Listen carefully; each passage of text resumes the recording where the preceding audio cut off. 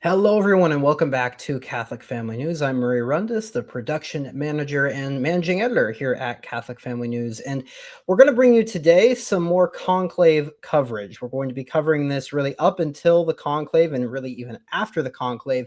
And we want to make sure that we cover it as much as possible. And I was going to wait until after Pope Francis's funeral to start covering a lot of this, but off the bat, we've seen a lot of dramatic things happening. And if you want a quick recap of what's happened so far in our weekly news roundup, we had a special show covering the conclave. We also had a conclave overview with Sarah Vervai on another special interview that we did a few weeks ago. But off the bat, we've seen, and everyone can really expect this, we've seen a dramatic face-off really between the more progressive and then the more conservative cardinals. People take an issue with the labels here because, of course, anything by the standard of, for example, the 1950s Catholic Church, you might have conservatives that would have been considered liberal or progressive back then, even though they're considered conservative today. But of these conservative cardinals, they've really come out swinging. And one especially has been Cardinal Müller. Now, Cardinal Müller, we've talked about on the show a lot. He has been really one of the fiercest opponents of some of the things Pope Francis did during his pontificate. And he's made sure that even before the conclave, before the funeral, that he's coming out with a clear vision in mind and wanting to avoid some potential errors. And so really this comes down to an interview he gave with the Times. Now, the Times did some editorializing, so we're going to sort of have to read between the lines here. But I also think some analysis of his interview is very necessary because he's using some terms, some phrases, and he's referencing some things that I think we can grow in if we understand to understand our faith better, but also really to just get a better understanding of the crisis in the church and maybe see where some of these conservative prelates are coming from and see what direction the church might be going in. And so here is the interview. We're going to be going through it. It is from the Times. Cardinal Müller, church risks split if it elects a liberal pope. So that's a very provocative title off the bat. But as we'll see, that's a warranted title based on some of the things he said. So they start out, the Catholic Church risks a schism if it elects another liberal leader like Pope Francis. A leading conservative cardinal is warned ahead of next month's conclave. Gerard Mueller also cautioned cardinals arriving for the papal vote to avoid the backroom maneuvers depicted in the Oscar-winning film Conclave. It's not a power game played by stupid people looking to manipulate, like in this film, which has nothing to do with reality, the German cardinal said. Now, stopping there for a brief moment, that's something very important to note off the bat is this reference to this film, The Conclave. Now, Professor Brian McCall, our editor-in-chief, did a great review of that film that you can watch here on our channel. And I think the important thing to really realize here is the Cardinals, the real-life Cardinals, don't know each other that well. They have had very little opportunities to meet each other. They haven't been able to meet really as a college. They were even excluded from doing so at these big synod meetings. And so they're coming in not really having a knowledge of each other. And it's very clear, based on what Cardinal Mueller said, that some of them, at least, have watched this film, which has all these backroom maneuvers, and there's many tropes and many different characters, clear ideas in the film. And even if this film has an impact subconsciously, I think that's interesting. And I think that's something that they're at risk for, is if they come in, they don't know each other well, they're already having preconceived notions from that film. I don't see it as being an impossibility that they could just assume certain things based on that film because that's their only reference point. And so that's something interesting. I think people 50 years from now could be writing doctoral theses about the impact of that film. But it also, I think, should be a word of caution because I think that's something that these cardinals are at risk for. But the interview goes on. Mueller, 77, has long been a leading light among Catholic conservatives who opposed the mercy before dogma approach of Francis, who died on Monday. Appointed by Francis's traditionalist predecessor, Benedict XVI, which, pause there, I don't think Benedict XVI could be called a traditionalist. At least I wouldn't use that phrase, but it's the phrase the term they chose, as the Vatican's doctrinal chief. Mueller kept his job after the Argentinian pontiff, Francis, election in 2013, but soon challenged his leader's liberal agenda. In 2017, he was dropped by Francis after criticizing the Pope's decision to allow communion for divorcees who remarry outside the church. His views will now carry weight with conservative cardinals determined to elect a doctrinaire successor to Francis. And so obviously there are these notions coming in. The Times has obtained this interview. Presumably, Cardinal Müller approved this. So I think these are ideas that the conservative wing is certainly wanting to project. This is something that's moving through the cardinalate at the moment. People are thinking about, we want somebody a bit more hard on doctrine. Even somebody like Cardinal Dolan in his recent interviews has mentioned that fact. So I think that's definitely something they're coming in thinking. Interview goes on. Nearly 80% of the 135 cardinals eligible to vote, may have been picked by Francis, pointing to a potential liberal majority. But the views of many will not be known until they mingle with fellow cardinals at the pre-conclave meetings, known as general congregations. Asked if he would promote his brand of doctrinal Catholicism at those meetings, which began in earnest after Francis's funeral on Saturday, Mueller said, "I have to do it. I owe it to my conscience." Now, that's a big deal already. He's mentioning that there is a substantive difference between his brand of Catholicism, conservative, more orthodox Catholicism, and the wing of progressives. And off the bat, I think that shows us that the sort of Pope-splainer notion that there is no crisis in the church, there is no divide in the church, it's something that's inherently false. It's not rooted in reality. In reality, you have people dissenting from Orthodox Catholicism to various degrees, people not respecting the church's teaching on even basic things like the Holy Eucharist, but most especially on moral issues such as divorce and remarried people and homosexuality. These are things that the church is split on at the moment. It is a crisis in the church, and Cardinal Müller wouldn't be mentioning that if there was in reality no split in the church. Everything was just fine. It's important to see that's a cardinal of the church, very an intelligent man, even though I might have some small disagreements with some things, or even some big disagreements with what Cardinal Müller has said concerning some traditionalist matters in the past. Now, what he says next is even more interesting. He says the alternative, he said, was a church that risks splitting in two if an Orthodox pope is not elected.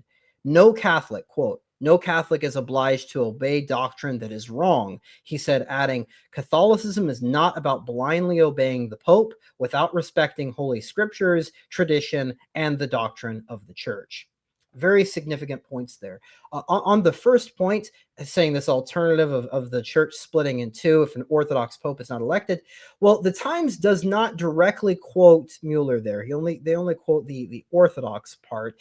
I wonder if Cardinal Müller meant that in a way of, if an Orthodox Pope is elected, the liberals will split off. But as this is written, it does make it seem like if a liberal Pope is chosen, I mean, just based on the text, Cardinal Müller and other conservatives would split off from the church. Now, maybe he says, or in that case, I think he would see as the liberals splitting off from the church, despite them having power in the Vatican. That's very interesting. We're seeing ideas that the traditionalists have been talking about coming to the forefront already. And this is just the beginning of the conclave. But I think that's more likely what he meant, is saying a conservative comes in, the liberals split off because they don't like this return to doctrinal orthodoxy. Next, he says, though, that next point is very important. It's probably the most important part of this interview. No Catholic is obliged to obey doctrine that is wrong. Catholicism is not about blindly obeying the Pope without respecting Holy Scriptures, tradition, and the doctrine of the Church. So this is something in many ways, that's an articulation of what we would call the recognize and resist position. Somebody recognizes the Pope as having the office of deserving respect, but if he says something that is evidently wrong, contrary to higher weighted teachings, it's something that you must resist. I've spoken to and had back and forth with theologians who took issue with that articulation, but I think that really can be expressed in a more precise way. Really, and we've talked about this, especially after Francis came out with his all religions lead to God statement, that when we say firstly that the Pope is infallible, for example, we mean that he is infallible under very specific circumstances. And the First Vatican Council that details the doctrine of papal infallibility is very precise in its language. It means the Pope must be speaking ex cathedra from the chair of St. Peter and speaking on a matter pertaining to faith and morals. The faithful have to know that they're being bound by something as well. So that's the point on infallibility. But secondly, is teachings in general, because we don't just look to statements that are made by papal infallibility. You'd have very few if you were just looking at church teaching in that sort of way. But we do look at the church and what she has taught in simple documents as well, just papal encyclicals, papal bulls, ecumenical councils as well. But for every teaching, each teaching has a magisterial weight corresponding to what we call a theological note. And I know these are sort of precise terms, but they're very important. So certain documents, certain statements within documents have a more importance, they have more of a weight attached to them, a higher theological note. Some other statements don't have that kind of weight, that kind of gravitas that is attached to it. And so really what Cardinal Müller is saying here is that if a pope comes out and says something, and his statement is of a lesser weight than something that far exceeds it in magisterial weight and is a more binding theological note, then the Catholic has to respect the teaching of the Pope. He should not denigrate the office, but he must grant his assent to the higher weighted teaching. And this is why traditional Catholics are called traditional Catholics. They're following tradition. And so if a pope says something, even if an ecumenical council says something, but not with an infallible theological note attached to it, well, we would still go to the tradition that has that higher magisterial weight if it contradicts that modern teaching. And so that's a very interesting thing Cardinal Müller brings up. That is a traditionalist talking point that's being brought to the forefront. I'm not convinced Cardinal Müller is a traditionalist per se, but I think that's a very good thing that he's bringing to the forefront, and it proves the Pope-splainers completely wrong. Those who are coming out saying that the Pope says something, therefore you must listen to the church or you're a schismatic, that is simply not the case. Or you must twist the Pope's words by some demand of charity. So if he says that the sky is black and it's actually blue, you must make his statement mean the sky is actually blue. Cardinal Müller is saying that's not what a Catholic must do. Now, going on, he says, speaking in his book-lined apartment yards from the Vatican, Mueller listed his differences with Francis, starting with the late Pope's 2023 decision to allow the blessing of same-sex couples, reversing a ban. Francis said at the time, "We cannot be judges who only deny, push back, exclude." But the move sparked a rebellion, with bishops in Africa and Asia refusing to permit the blessings. Now, that's a very important point because, of course, we traditionalists have been told over and over again it wasn't the blessing of same-sex couples, that this was a strange incident where you have two people coming up to the front of the church who happen to be a same-sex couple, but the blessing is really blessing the two individuals, and I guess the priest just couldn't be bothered to say two blessings. That's, of course, ridiculous. That wasn't even the intent behind the document. But that's what we've been deceived to try to believe. In reality, Cardinal Müller is saying, no, this was an issue that I had with this. I have an issue with this this statement. The Vatican, going on in the interview, the Vatican claimed the move did not imply the approval of gay marriage or gay sex, but Mueller claimed it was obviously against church doctrine, adding God instituted the matrimony of one man and one woman, and we cannot change that. So again, off the bat, it's Pope Francis has not had his funeral yet, and Cardinal Mueller is coming out swinging. Again, I think people, it's right to have respect for the dead. It's right um, to pray for the Pope's soul, to pray for him. It's something I think we must do, to have this period of time, even in mourning. But Cardinal Mueller, he's really showing the importance of doctrine here. It goes on. The cardinal also took issue with Francis's talk of the brotherhood between Catholics and Muslims, arguing that Catholics are brothers and sisters in Christ. Interesting point there as well. People have pointed out in recent days that even the Freemasons came out saying that many of the things Pope Francis was saying was in union with their values. Um, I don't necessarily think it's right to get into conspiracies. Was Pope Francis an explicit Freemason or something? I don't think that's necessary. I think what is evident, though, is that there's definitely some ways you can interpret this emphasis on brotherhood in a naturalistic sense, which obviously a prince of the church, a cardinal elector, a leading cardinal elector, it also seems to have that issue with there. The interview goes on. Mueller is one of a handful of leading conservative thinkers in the Catholic Church, based in Rome alongside the American Cardinal Raymond Burke, a former bishop of Regensburg in Germany. Mueller has also been the head of dogmatic theology at Munich's Ludwig Maximilian University. In a 2023 book that will be a convenient manual for conservatives at the Conclave, Mueller criticized Francis's deal with China to jointly appoint bishops, likening it to Vatican appeasement of the Nazis in the 1930s, and warning, you cannot strike deals with the devil. And this is, I think, an issue of journalism here, where we're sort of going back and forth. What is in the interview? What's in the book?